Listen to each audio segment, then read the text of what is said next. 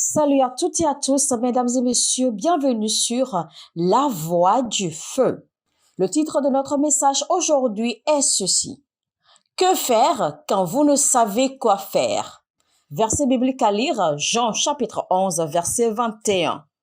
Marthe dit à Jésus, « Seigneur, si tu eusses été ici, mon frère ne serait pas mort. » Que faire quand vous ne savez quoi faire? Le diable n'est pas l'opposé de Dieu. Donc, pour commencer, sachez que Dieu n'est pas l'opposé du diable et le diable n'est pas l'opposé de Dieu. Beaucoup de personnes pensent que Dieu est l'opposé direct du diable. Normalement, quand vous êtes l'opposé d'une chose, c'est que vous êtes dans la même dimension de capacité et de force que cette chose. Satan ou le diable est la créature de Dieu. Et donc, vous ne pouvez pas être l'adversaire de ce qui ou de la personne qui vous a créé. Parce que la plupart du temps, les chrétiens et même les gens du monde accordent tant d'importance au diable qu'il en a, sans savoir que dans notre marche avec Dieu, nous constituons le sujet principal et non le diable. Le verset que nous avons lu nous indique qu'il y avait une famille que Jésus aimait tant. Quand vous allez lire le chapitre 12 de Jean, vous verrez que Jésus-Christ est revenu chez eux. Dans Luc chapitre 10, Jésus-Christ s'est rendu chez eux.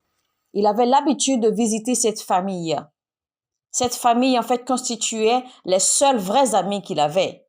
Et Lazare était son vrai ami. Vous verrez qu'il est écrit dans Jean 11, 11 que Jésus-Christ a dit « Notre ami Lazare ». Et Lazare n'était pas seulement l'ami de Jésus-Christ, Lazare était également l'ami de Jean, de Pierre, de André. Donc l'amitié entre Lazare et Jésus-Christ n'était pas une amitié privée, ce n'était pas une amitié cachée, c'était une amitié qui était ouverte, une amitié que tout le monde connaissait. Il était l'ami de tous les apôtres de Jésus-Christ et pourtant, il est tombé malade et il en mourut. En fait, Jésus-Christ avait besoin que cela se produise ainsi. Les défis de notre vie, les troubles de notre vie, les douleurs auxquelles nous faisons face, Dieu est bien au courant. Je voudrais que vous sachiez que Dieu est au courant de tout. Quand j'ai étudié ma Bible, j'ai posé cette question à Dieu. J'ai dit, Seigneur, pourquoi permets-tu que les mauvaises choses arrivent aux bonnes personnes? Et Dieu m'a répondu, en fait, les mauvaises choses n'arrivent pas seulement aux bonnes personnes, mais ce sont les bonnes personnes qui provoquent les mauvaises choses. Quand on dit que les mauvaises choses arrivent aux bonnes personnes, cela veut dire que les bonnes personnes sont affligées par quelque chose de mal. Mais quand on dit que ce sont les bonnes personnes qui arrivent aux mauvaises choses, ça veut dire que les bonnes personnes vainquent ou dépassent ou surpassent les mauvaises choses qui leur arrivent. Peu importe ce que vous traversez maintenant, les problèmes dans votre mariage, les problèmes dans vos finances, les problèmes dans vos affaires, les problèmes dans votre ministère, ces problèmes n'ont pas le pouvoir de vous consumer. C'est à vous de consumer ces problèmes. C'est à vous de consumer ces défis. Quand nous lisons le livre de Juges chapitre 3 à partir du verset 1 qui dit ceci, « Voici les nations que l'Éternel laissa pour éprouver par elles Israël, tous ceux qui n'avaient pas connu toutes les guerres de Canaan. Il voulait seulement que les générations des enfants d'Israël connussent et apprissent la guerre, ceux qui ne l'avaient pas connue auparavant. Ces nations servirent à mettre Israël à l'épreuve. » Donc, Dieu veut vous mettre à l'épreuve. C'est pour cela qu'il permet que ces mauvaises choses vous arrivent parfois. Il est dit dans Deutéronome 8, verset 2, « Souviens-toi de tout le chemin que l'Éternel ton Dieu t'a fait faire pendant ces 40 années dans le désert afin de l'humilier et de t'éprouver pour savoir quelles étaient les dispositions de ton cœur et si tu garderais ou non ses commandements. » Donc, la Bible n'a pas dit si tu garderais ou pas, mais elle a dit si tu garderais ou non ses commandements. La Bible dit dans Jean 6, verset 5, « Ayant levé les yeux et voyant qu'une grande foule venait à lui, Jésus dit à Philippe, « Où achèterons-nous des pains pour que ces gens aient à manger ?» Et au verset 6, il dit, « Il disait cela pour l'éprouver, car il savait ce qu'il allait faire. » La Bible dit dans Exode 20, chapitre 19, Ils dirent à Moïse, parle-nous toi-même et nous écouterons, mais que Dieu ne nous parle point de peur que nous ne mourions. Et au verset 20, Moïse leur dit, ne vous effrayez pas, car c'est pour vous mettre à l'épreuve que Dieu est venu. Et c'est pour que vous ayez sa crainte devant les yeux, afin que vous ne péchiez point. Donc, la plupart du temps, quand nous faisons face à des humiliations, à des problèmes, à des troubles, à des frustrations dans notre vie, quand Dieu permet que nous fassions face à tout ceci, c'est simplement pour nous mettre à l'épreuve. Alors, je me suis posé cette question. Comment se fait-il que Jésus-Christ, l'ami de Lazare et sa famille, cette même famille qui a nourri Jésus-Christ, est l'unique fois où la Bible nous a indiqué que Jésus-Christ a pleuré ou coulé des larmes, c'était à propos de cette même famille. Jésus-Christ avait tellement pleuré, il avait tellement gémi sur le corps de Lazare que même les pharisiens s'étaient exclamés. Voyez combien il l'aimait. Et pourtant, malgré cet amour, Lazare mourut. Vous savez, personnellement, j'ai essayé de retracer un peu la scène. Jésus-Christ étant l'ami de Lazare et sa famille. Cette famille qui a nourri Jésus-Christ.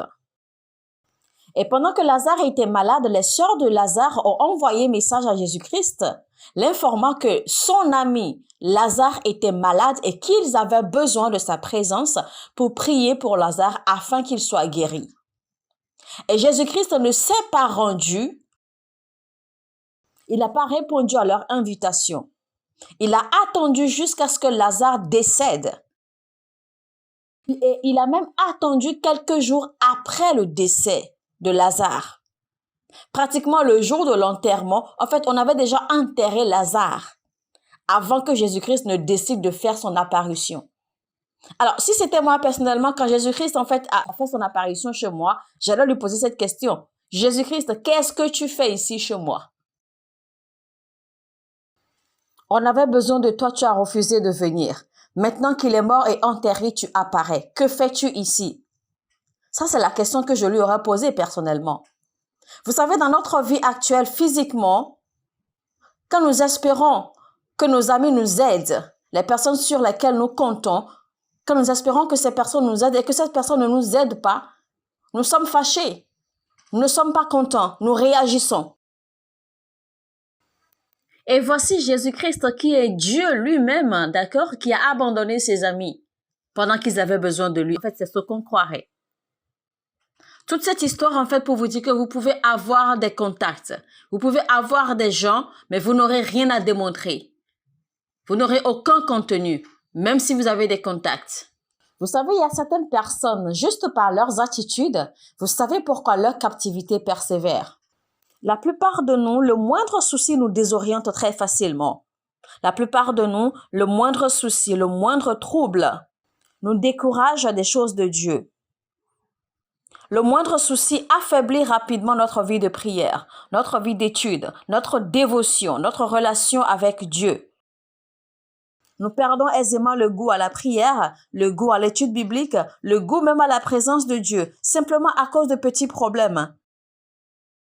Nous sommes tellement découragés que nous n'avons même plus de communion fraternelle avec le Saint-Esprit. Pourquoi? Simplement parce que nous pensons que Dieu n'a pas été fidèle ou parce que Dieu n'a pas été juste envers nous.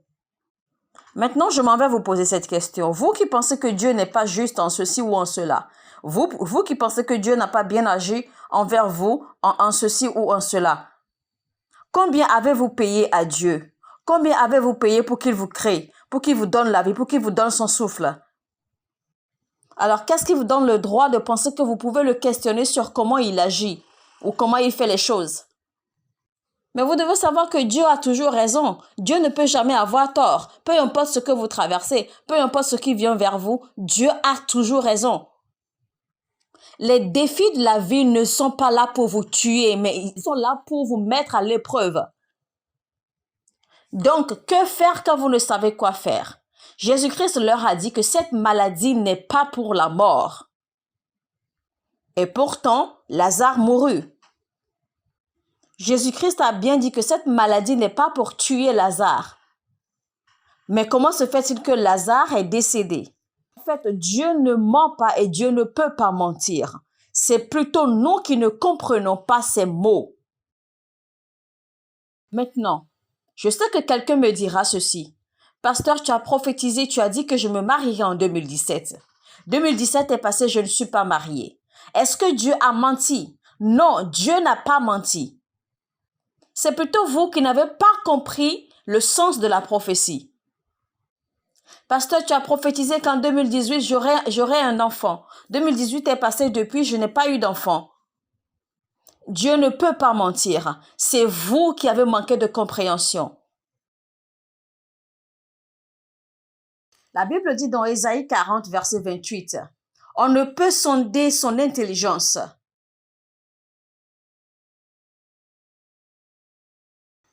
Il est dit dans Job 9, verset 10, « Il fait des choses grandes et insondables, des merveilles sans nombre. »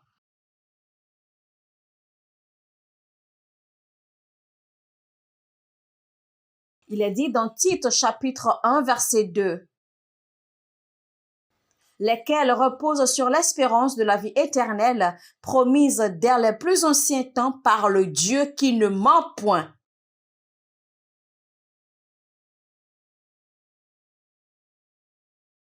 Et la Bible dit dans Nombre 23, verset 19, « Dieu n'est point un homme pour mentir, ni fils d'un homme pour se repentir. »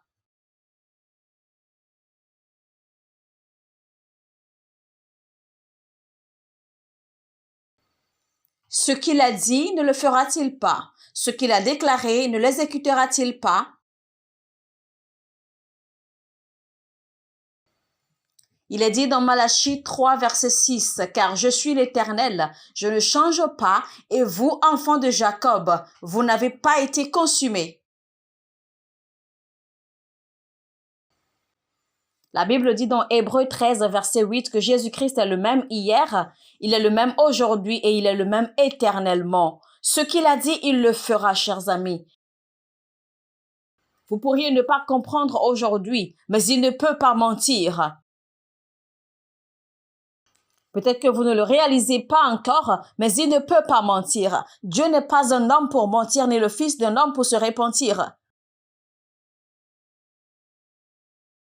Et il est dit dans Ésaïe 45, verset 19, « Je n'ai point parlé en cachette dans un lieu ténébreux de la terre. Je n'ai point dit à la postérité de Jacob, cherchez-moi vainement. Moi, l'Éternel, je dis ce qui est vrai et je proclame ce qui est droit. » Vous ne pouvez pas chercher Dieu en vain, car Dieu ne peut pas mentir. Dieu ne peut mentir, c'est vous qui ne le comprenez pas. Il est dit dans 2 Corinthiens chapitre 1 verset 20 que toutes les promesses de Dieu sont oui et amen. Par nous à la gloire de Dieu. Il ne peut donc pas mentir. Dieu nous aime trop pour nous mentir et la Bible dit que l'amour qu'il a pour nous est un amour éternel. Et il est dit dans le livre de Éphésiens 2, verset 4, « Mais Dieu qui est riche en miséricorde à cause du grand amour dont il nous a aimés. » Et quand vous arrivez à comprendre cette vérité, cela vous aidera à tenir ferme dans la vie de prière. Cela vous aidera à chercher à comprendre chaque parole, chaque prophétie que vous recevez. Écoutez ceci, il y avait un homme, un roi appelé Nebuchadnezzar. Les gens ont toujours pensé que le péché de Nebuchadnezzar était d'avoir jeté Shadrach, Meshach et Abednego dans la fournaise. En fait, Nebuchadnezzar avait attrapé 30 rois de Juda dont il avait enlevé les yeux. Il a emprisonné le roi Joab pour 37 ans. Et pendant qu'il faisait tout ceci, certains frères se sont rassemblés pour prier, pour invoquer l'Éternel.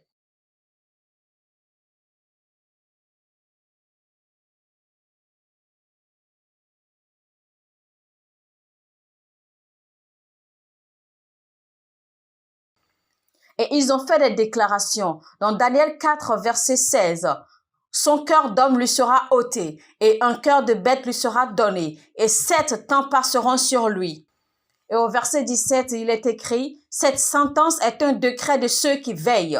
Cette résolution est un ordre des saints, afin que les vivants sachent que le Très-Haut domine sur le règne des hommes et qu'il le donne à qui il lui plaît, et qu'il y élève le plus vil des hommes. » Et donc, des frères se sont rassemblés pour prier et faire des déclarations contre Nebuchadnezzar à cause de ses actes d'atrocité contre les rois de Juda.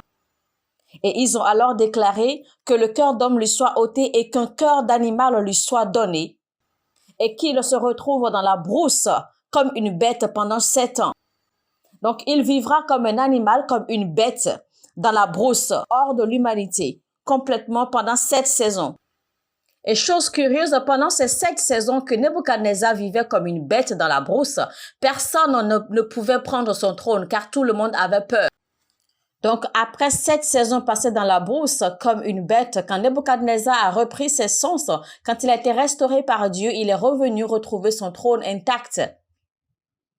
Alors, si quelqu'un comme Nebuchadnezzar qui était sous le coup du jugement de Dieu est revenu récupérer son trône qui était vacant pendant les 7 saisons qu'il était dans la brousse, alors qu'en est-il de toi qui est couvert par la miséricorde de Dieu? Je déclare que personne ne prendra ton siège. Personne ne prendra votre siège au nom de Jésus-Christ. Que faire quand vous ne savez quoi faire? Il est écrit dans Romains 6, verset 4. De même, nous aussi nous marchions en nouveauté de vie.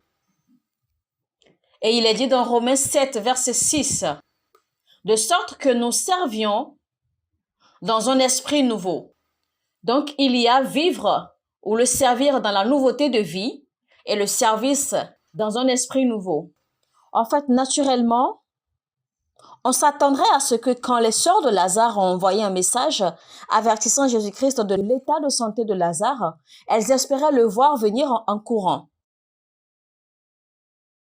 Et je suis sûre qu'elles passaient leur temps à surveiller la route, vérifiant si Jésus-Christ venait, se posant la question quand allait-il venir.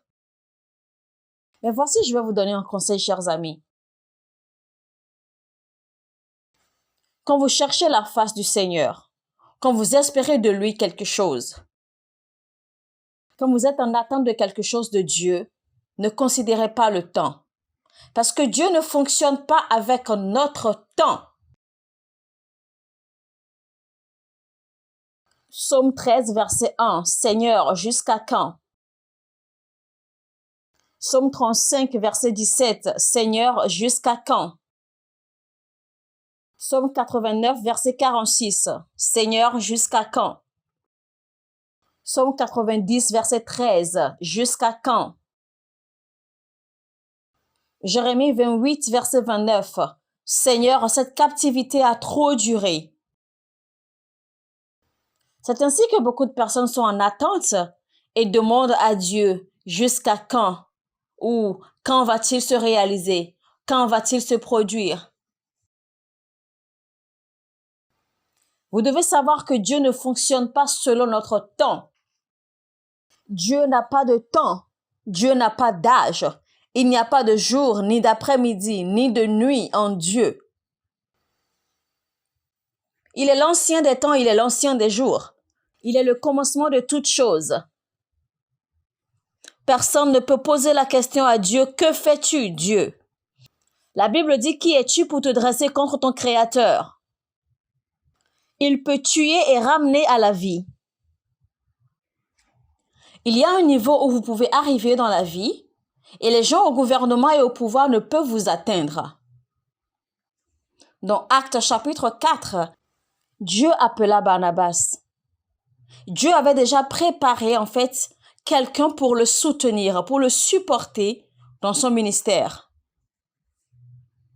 Mais cette personne en question n'a pas été sauvée, n'a pas eu la rédemption de Christ jusqu'au chapitre 9. Donc, entre le chapitre 4 et le chapitre 9, il s'est écoulé au moins 14 années. Donc, que faisait Barnabas tout ce temps? Il servait Dieu. Jusqu'au moment où son aide se manifesta. Et dans Acte 13, verset 2, il est écrit, « C'est par moi Barnabas et Paul, sépare-nous. Même quand Paul a été sauvé au chapitre 9, Dieu n'avait rien dit encore. Donc le chapitre 10 est passé, chapitre 11, chapitre 12 est passé et c'est au chapitre 13 que finalement le Saint-Esprit s'est manifesté et a dit, pendant qu'ils servaient le Seigneur dans leur ministère et qu'ils jeûnaient, le Saint-Esprit dit, mettez-moi à part Barnabas et Paul et Saul pour l'œuvre à laquelle je les ai appelés. Maintenant, voyez ceci. Quand Dieu a oint David pour devenir roi, Saül était encore sur le trône pendant 17 ans.